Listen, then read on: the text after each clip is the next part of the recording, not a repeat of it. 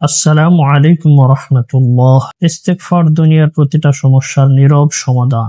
এক বোনের বাস্তব অভিজ্ঞতা থেকে একটি গল্প বলছি। প্রায় 3 দিন আগে জীবনে প্রথমবারের মতো আমি 30,000 বার ইস্তেগফার সম্পূর্ণ করলাম। এটা ছিল আমার তালিকায় লেখা প্রথম বড় সংখ্যার একটি আমল। যখন শেষ করি মনে হচ্ছিল যেন একটা বিশাল পাহাড় পেরিয়ে এসেছি। ভেতরে এক অদ্ভুত প্রশান্তি, শান্ত এক সুখ যা ভাষায় বোঝানো কঠিন।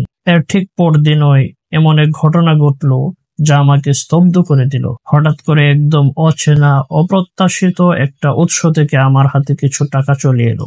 একটা দরজা খুলে গেল যেটার অস্তিত্ব হয়তো আমি জানতাম না। আল্লাহর কসম করে বলছি, এটা আমি কখনো কল্পনাও করিনি। এমন এক দিক থেকে সাহায্য এসেছে যেটা আমার চিন্তারও বাইরে ছিল। সেই মুহূর্তে আমার অন্তর বলে উঠল, এটাই ইস্তেগফারের বরকত। ইস্তেগফার এমন এক চাবি যেটা দিয়ে সত্যি সব বন্ধ দুয়ার খুলে যায়। অনেক সময় আমি শুধু মনের ভেতর কিছু ভাবি, কোনো দোয়া করি না, মুখেও কিছু বলি না, তবুও দেখি আল্লাহ সেই চাওয়াটুকু এমন ভাবে সামনে এনে দেন যেন অলৌকিক কিছু ঘটেছে। না, এটা অলৌকিক না, এটা হচ্ছে ইস্তেগফারের রহমত।